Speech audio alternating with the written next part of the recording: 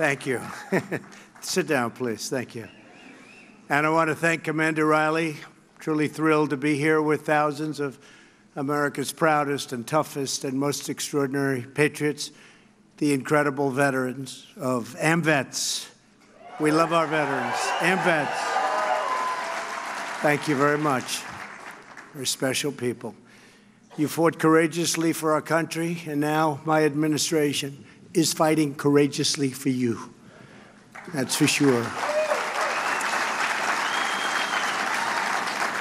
And you know, we've accomplished a lot, we've done a lot, and one of the things we have done is you get that medical care quickly now when you go into those doctors, and you used to have to wait for weeks and weeks and weeks, and you don't wait anymore. You go out and see a private doctor, and we pay the bill, and people are really happy about it, and the vets are very happy about it. Veterans' Choice is, you've been trying to get that for 44 years, they say, 44 years. I guess it's longer than that, probably earlier than that, but for 44 years at least that we know of. And you got it, so congratulations. Hopefully you don't have to use it too often because you're going to feel great, okay? To every veteran here today, all across our land, thank you for your noble and incredible service. It's an honor, really, of my life. I understand that I'm the first commander-in-chief, first president to address you and be here, and that's something that's very special. And it's also an honor to be the commander-in-chief of the greatest fighting force the world has ever known, the United States military, and it's stronger today. And it's a lot stronger today than it was 2.5 years ago, I can tell you that. A lot stronger today. A lot stronger. $700 billion we spent, and then $716 billion, that's with a B. And this year it's $738 billion. So we've rebuilt your military, and it's stronger than ever before. And that was really needed. It was depleted, it was tired, it was exhausted. And you know that better than I do, but we have totally rebuilt it. I want to thank your outstanding national commander, Reed Riley, as well as your terrific executive director, Joe Shenley. Where is Joe? Joe, thank you. Where's Joe? Thank you, Joe. That's not a very good seat for you, Joe. Get that mention right up top, but look, see? You want to give other people the better seats. I like that type of person, right? Thank you, Joe. It's also my privilege to recognize your national first vice commander, the highest ranking woman in AMVETS history, retired Air Force Senior Master Sergeant Jan Brown. Jan? Thank you, Jan. Thank you. Congratulations as well to this year's recipients of the Silver Helmet Awards, especially a dear friend who is an inspiration to all Americans, World War II veteran and Medal of Honor recipient, Woody Williams. There's Woody. Thank you, Woody. You're looking good, Woody. Woody's looking good. That was a big day. Medal of Honor. Nothing like the Medal of Honor. I wanted one, but they told me I don't qualify, Woody. I said, can I give it to myself anyway? They said, I don't think that's a good idea. Great, great people. These are great, great men and women that get the Congressional Medal of Honor. Thank you, Woody. We are unbelievably grateful to all of the members of AMVETS and Ladies Auxiliary. They've worked so hard, and the sons of AMVETS and the junior AMVETS, and of course, the legendary AMVETS writers who are fighting to keep alive the spirit of Rolling Thunder. I love Rolling Thunder, that noise. Wow. Rolling Thunder. We're taking care of Rolling Thunder since I've been there. Rolling Thunder, please stand up. You have so many great people. So many great people. Thank you. Thank you. And the leaders are all here, too. Thank you. And we'll see you in a little while in Washington. And to honor the prisoners of war and those missing in action, Today, we renew our vow that America will never, ever forget. It's a great, thank you. Great to be joined by a number of champions for Americans veterans, including Secretary of Education Betsy DeVos. Betsy, doing a great job. Deputy VA Secretary James Byrne. James, thank you. Great job. A man who has really done a great job. I don't know if he's appreciated. Sometimes it doesn't work out that way, but he's done an incredible job. And your state is doing phenomenal business, and I want to take all of the credit, but I can't because I have to give him a lot too, because he has been a truly great governor, Matt Bevin.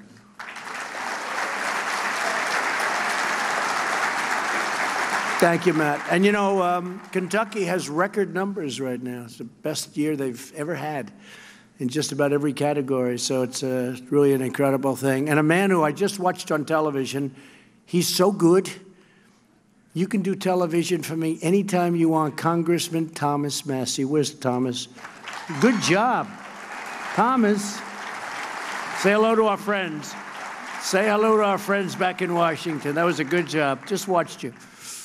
I cannot come to Kentucky without also praising the exceptional work of Senator Mitch McConnell. I have to tell you, this guy is a true fighter for our veterans and for Kentucky. He's worked tirelessly to enact massive tax cuts, record defense spending, and crucial VA reform that I was just talking about. And I have to think yet, of all the things with respect to Mitch is he's a good person, but his leadership in the Senate, we've confirmed, think of this, almost 150 federal judges to uphold our nation's beloved Constitution and the foundation of American freedom. And Mitch and I have worked very hard. We're up to 150. Within about 2 months, we'll be at 179 federal judges and 2 Supreme Court judges. And it's your senator, and it's for him, that's a passion like I've never seen before. And there is nothing more important. You know, when I became president, they said the most important thing you can do is judges, and in particular, they said Supreme Court justices. Well, as you know, we've named 2 Supreme Court justices, right? Justice Kavanaugh, Justice Gorsuch. And I want to just congratulate Mitch McConnell, and you have him. You have him, and he's a champion, and he fights hard, and he really is something special, and he loves your state. And I'll be here campaigning for Mitch, and I'll be campaigning for Matt, and we're going to get them both back in. And I just had to say, because Mitch has been somebody very special, and Matt knows that as well. This year, we commemorated the 75th anniversary of D-Day, June 6, 1944, when thousands of American patriots stormed the beaches of Normandy and charged through the fires of hell to ensure the survival of liberty. This year also marks the 75th anniversary of the organization that took care of those victorious veterans when they returned, and every generation of veterans since. Incredible job. Today we celebrate AMVETS for 75 years of love and loyalty and lifelong service to our military personnel, to our veterans, and to their families. Congratulations. Thank you very much. Thank you. AMVETS posts across the nation have become pillars of pride in our community, so true, and shining symbols of the enduring power of the American spirit. Your support of our troops overseas, it welcomes them when they come back home, and you welcome them, and you're there for them in every way, medically, physically, morally. You're with them all the way, and they appreciate it much more than you would even know. You safeguard our values, pass on our traditions, and teach generation after generation to love our country, honor our heroes, and always respect our great American flag.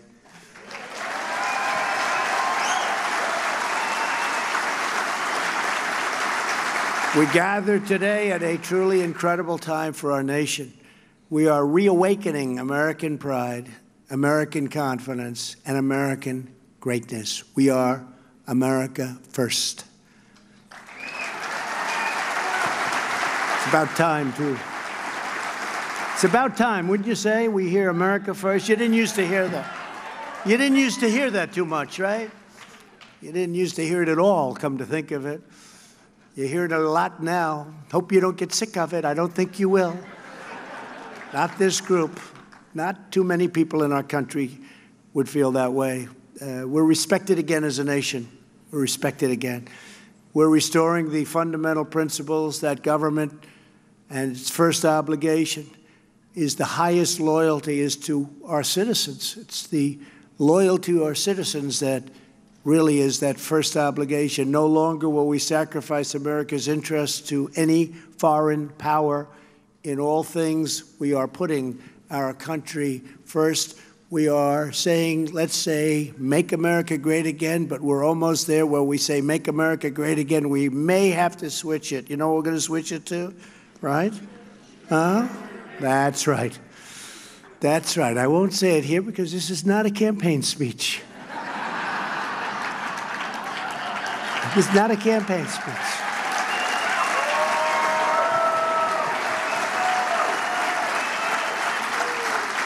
So I will not say, keep America great, but we're going to keep America great. We're going to keep America great.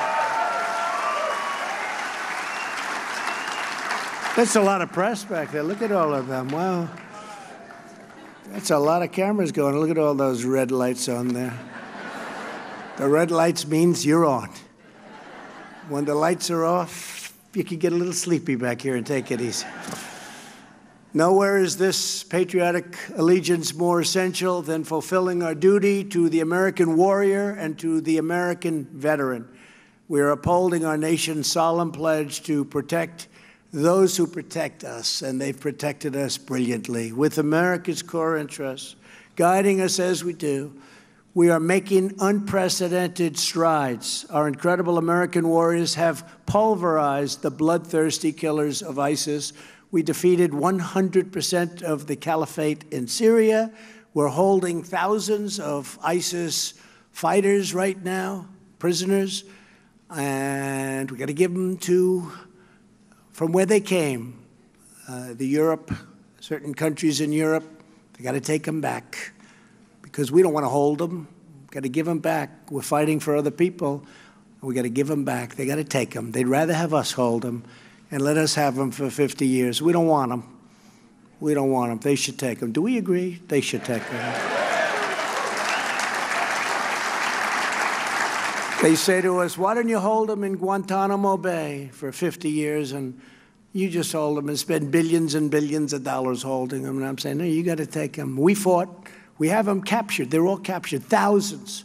ISIS. But now Europe has to take them, and different countries where they came from have to take them. Do we agree with that? Yes? I was just curious as to what you thought. We withdrew from the horrible Iran nuclear deal, horrible deal. We brought home the remains of our fallen North Korean war heroes. We brought them home, so many of them, and many more are coming, so they can rest alongside their brothers and sisters in American soil. We believe in our sacred responsibility to ensure no one is left behind, right? We're rebuilding the awesome might of the United States military with these big budgets that I just described. And think of it. Thank you. Thank you very much. I appreciate it. Thank you very much. And we're very proud of it. We're very proud of it. And those in the military are very proud, too. Beautiful, new, the best equipment in the world. We make the best planes. We make the best missiles. We make the best ships. We make the best everything. And it also, in this case, secondarily, it also happens to be made in the USA, every inch of it, and it's called jobs, jobs, jobs. That's secondary, but it's important.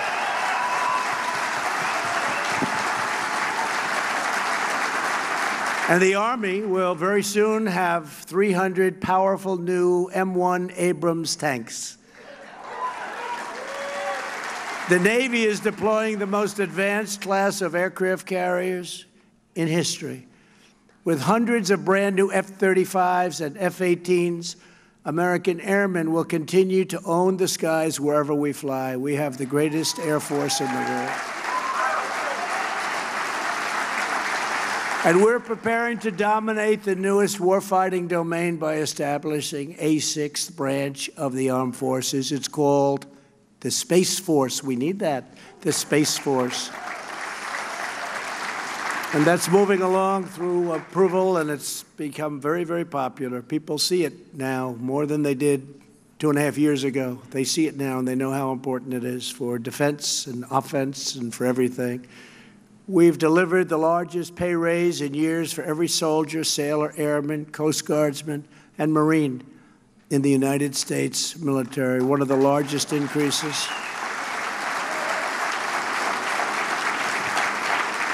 Our active duty personnel are the best equipped, best trained, most technologically advanced fighting force in the history of the world. The best equipment in the world, best training in the world. America is a peace-loving nation. We seek friendship, we seek harmony, not conflict and division. But if we are threatened, we will never hesitate to defend our people as they should be defended.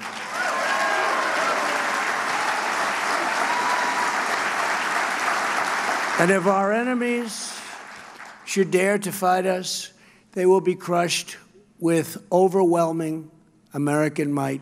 No adversary stands a chance against the awesome power of the red, white, and blue. There is no military even close to ours. You know, you read all sorts of things, well, maybe this country, maybe that. It's only propaganda put out by different areas and different countries. There is nothing close, and they all know it. And they tell me that. They tell me that. There's nobody close, and we have to keep it that way. And we don't want to have to use it. We don't want to have to use it, but we have to have it just in case, right? The members of our armed forces, and you understand that very well, the members of our armed forces have always lived by the word of Douglas MacArthur. In war, there is no substitute for victory. We have an armed forces that's unparalleled, and to achieve victory, there is no substitute for the unmatched character and courage of those who proudly wear the nation's uniform. And we even have different uniforms. Did you see some of the different designs of the uniforms? We're going back to a style and a look that nobody thought we'd go back to because of expense, and now we have brand new, the most beautiful uniforms you've ever seen. But much more importantly are the people that wear that uniform, what's inside that uniform. That's much more important, much more important. That's the best in the world.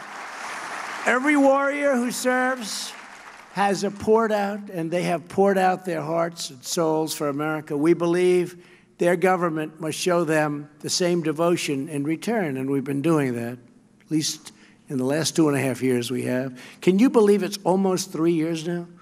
Because I've been saying 2.5 years now for a number of months. And we're getting close to 3. I'll have to be changing it to 3 very soon. After years of neglect, we're fixing the heartbreaking failures from the last administration at the Department of Veterans Affairs. America must never abandon our heroes in their hour of need. We'll never do that. For that reason, I proudly signed into law the groundbreaking VA Accountability Act. Big deal. And that was another one. They wouldn't do it. 40 years, 50 years, they wouldn't do it. You couldn't get it done. And I won't blame unions, and I won't blame civil service. I won't blame any of it. But, man, was there power against it. It was tough, and I got it done. Now somebody mistreats you or mistreats people in the VA, and we know what happens, right? It's called you're fired. Stand up, please. Stand up. There's the man that implements it. You're fired. Get out of here. Get out of here. You couldn't fire anyone for virtually any reason. They could do anything. So we have the Accountability Act, and we've removed more than 7,600 bad employees who failed to give our vets the care they so richly deserve. 7,600. Think of that. They were treating some of them. No, most of them are fantastic, but some of them were treating our people, our great heroes, so badly, sadistic, terrible people. They were terrible people, and they're gone. They're fired. They would never have been fired. 7,600. I didn't know you were that vicious to get rid of that many. And everyone deserves to be out, right? Good. That was a big deal. That was a hard one to get.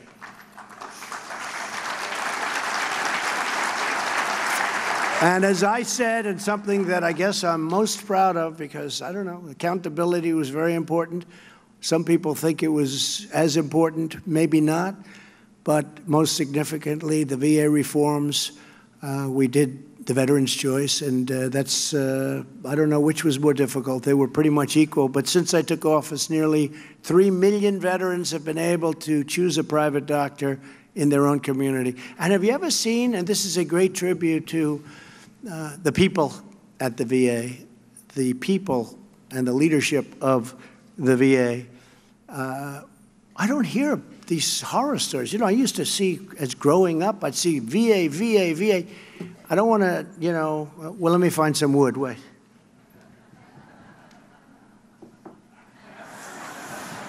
I'm not hearing bad stories. I'm hearing all good stories. But the fake news will go out. They'll find somebody in the system. They'll find somebody. They'll find somebody in this giant medical system, the largest system in the world by far.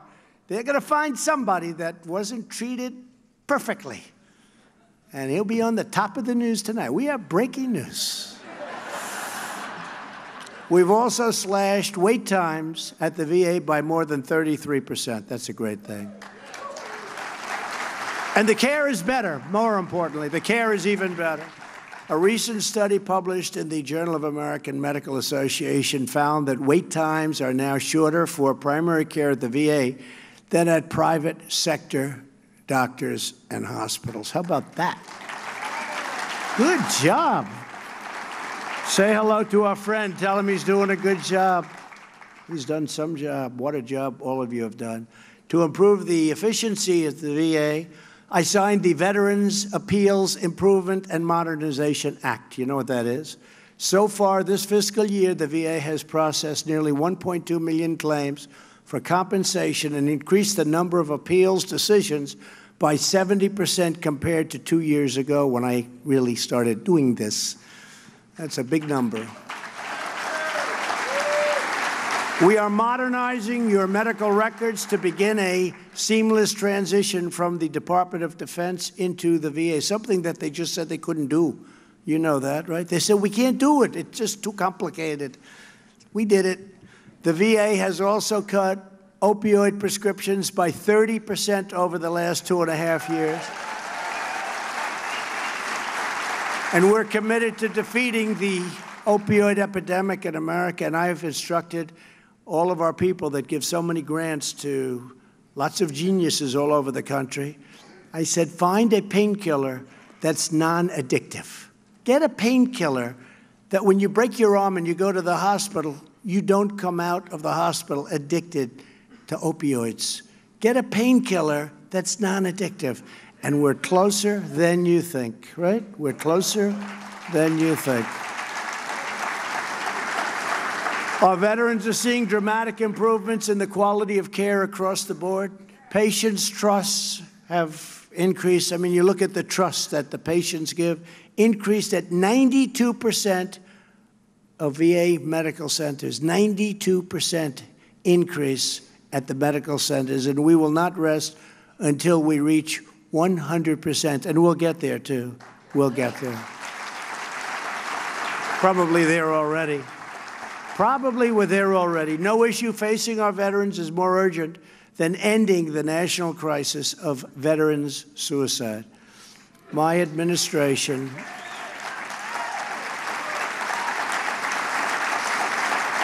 is determined to do everything in our power to save the lives of our heroes.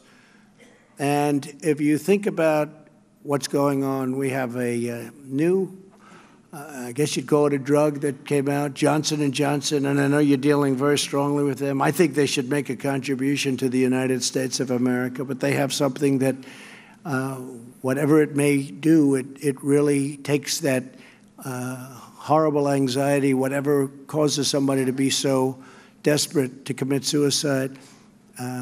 You take it, it's an inhaler, and you take it, and its results are incredible.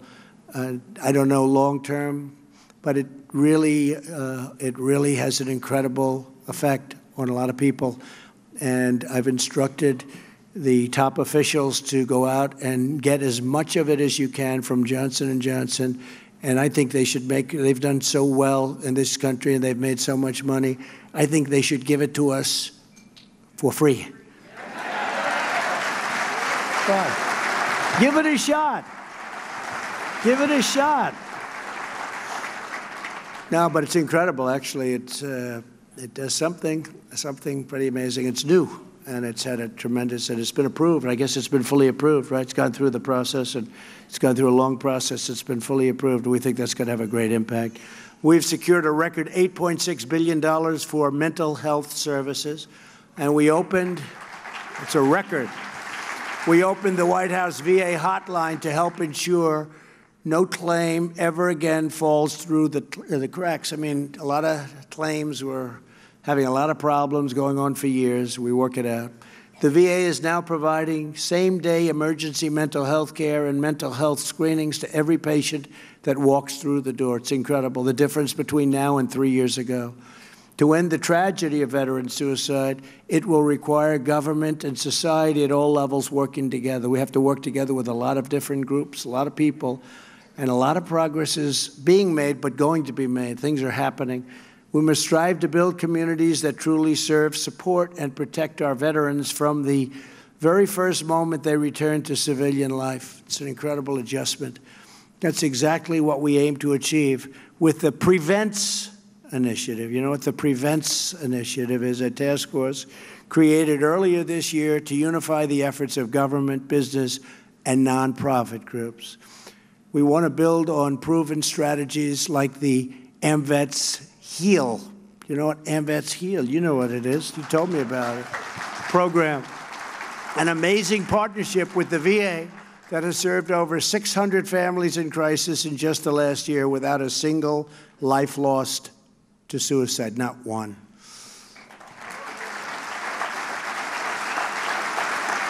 To every veteran who is facing this struggle, I want you to know that you are not alone. We are with you. You are not forgotten. You're not at all forgotten. We're with you all the way.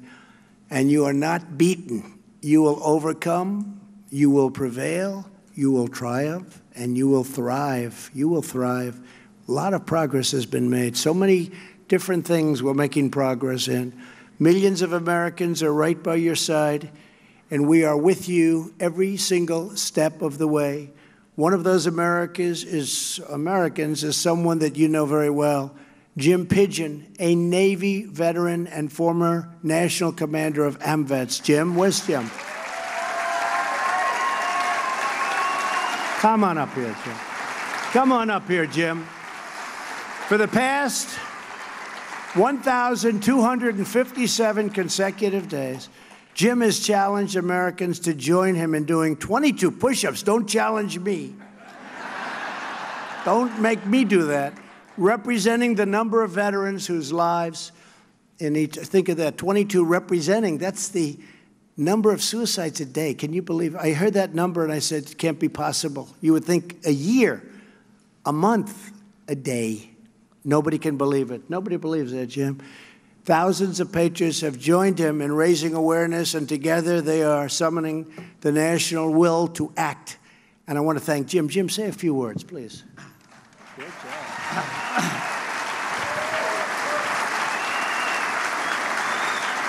Thank you, Mr. President. It's what an honor to be here.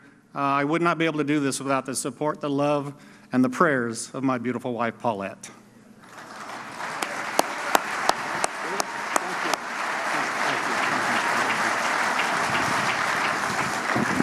Got strong arms. Just tap them. It's like a piece of steel. Thank you, Jim. No one deserves the blessings of freedom more than the heroes who risked their lives to defend it. For this reason, my administration has worked aggressively to boost veterans' employment, and we're setting records. Since my election, we have reduced the number of unemployed veterans by 37%. That's pretty good. Veterans' unemployment has reached the lowest level ever recorded. You ever hear that? That's big.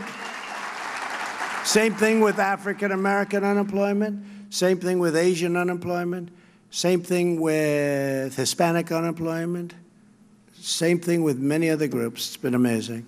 To every employer in America, we say, if you are looking for a worker of unrivaled skill, integrity, and devotion, all you have to do is hire a veteran. That's what's happening, and they're doing it.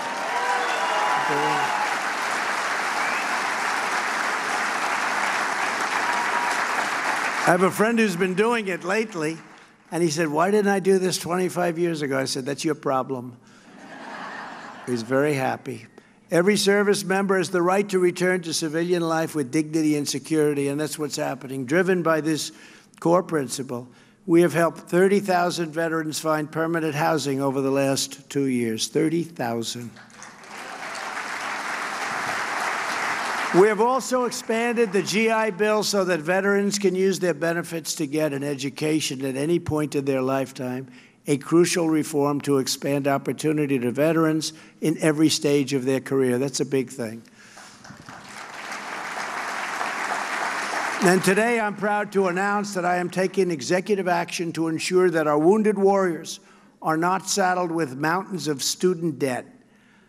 In a few moments, I will sign a memorandum directing the Department of Education to eliminate every penny of federal student loan debt owed by American veterans who are completely and permanently disabled.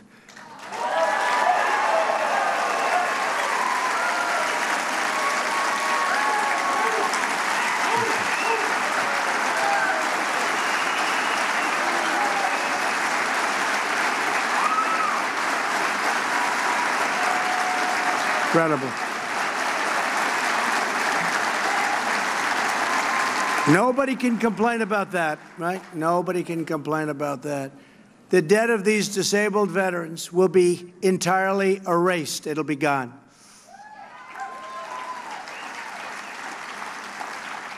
And to sleep well tonight. Altogether, this action will wipe out an average of $30,000 in debt owed by more than 25,000 eligible veterans who have made immense sacrifices, the ultimate sacrifice in many ways for our nation. They've made a sacrifice that's so great, and they're such incredible people, and they never complain. They never complain. That's hundreds of millions of dollars in student debt held by our severely wounded warriors. It's gone forever.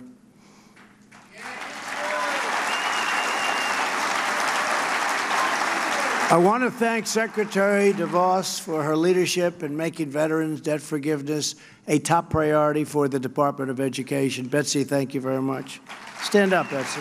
Stand up. And there will be no federal income tax on the forgiven debts. So that's really big stuff. It's all passed. It's all passed. All we have to do is sign it, which we're going to do right at that beautiful desk. Okay? All we have to do.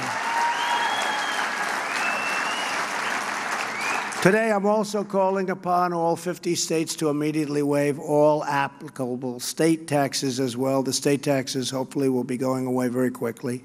Most of the states have already agreed to do that. Joining us today is one of the many American heroes who will benefit from this action, Catherine Castle. Amazingly, Catherine served in 3 different branches of the armed forces, the Army, the Navy, and the Air Force. Wow, you're going to have to tell me which is the best, please. I want to know which is the best.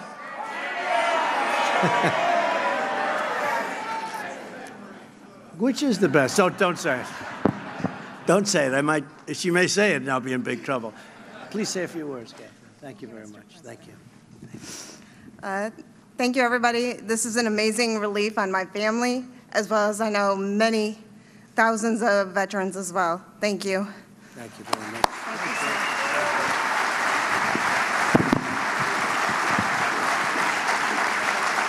Thank you very much, Catherine. After 2 tours in Iraq, Catherine developed multiple serious health conditions, very, very serious, related to her service, including significant lung problems. Despite these obstacles, Karen is now pursuing a degree at the University of Nevada. Catherine, we are really profoundly grateful for your service and for your immense sacrifice. You've been incredible, and thank you, and it's great to have gotten to know you. And everybody in this room is very proud of you. Thank you very much. Thank you, Catherine. Veterans like Catherine, who have made such enormous sacrifices for our country, should not be asked to pay any more. Rather, it is America who owes our heroes a supreme debt of gratitude. So that's the way we feel. Across oceans, jungles, mountains, and deserts, and battlefields, and enemy camps across the globe, our veterans fought and bled to vanquish our enemies and preserve America's birthright of freedom. Our country, our liberty, our families, our homes, our safety, our very lives, everything that matters, and everyone who we hold dear are sacred and just sacred to us and secured by the grace of God and the immortal courage of those who serve. The story of the American veteran, and I call them the American warrior because that's what they are, they're great warriors, is the story of the American nation. You have written our history, shaped our identity, forged our destiny, marched us to glory, and always planted the righteous flag of American victory.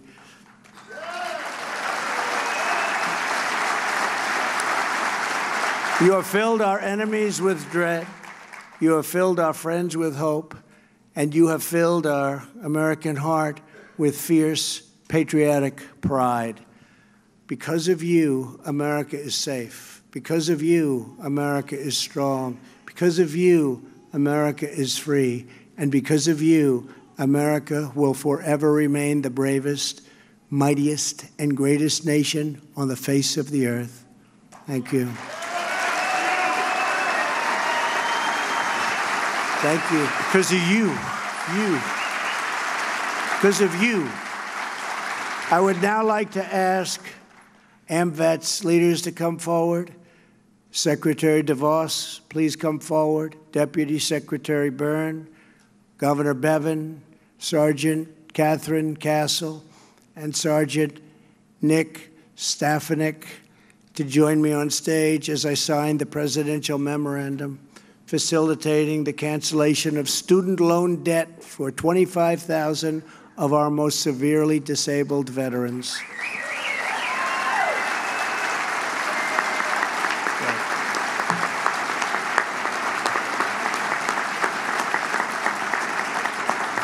And with today's order, we express the everlasting love and loyalty of a truly grateful nation. God bless our veterans. And God bless America. Thank you very much. Thank you. Thank you very much.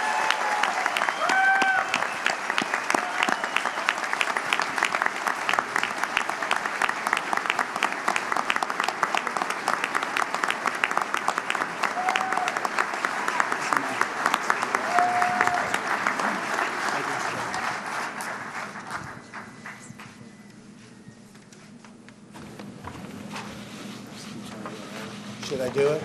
Yeah. Okay. Come on around, folks.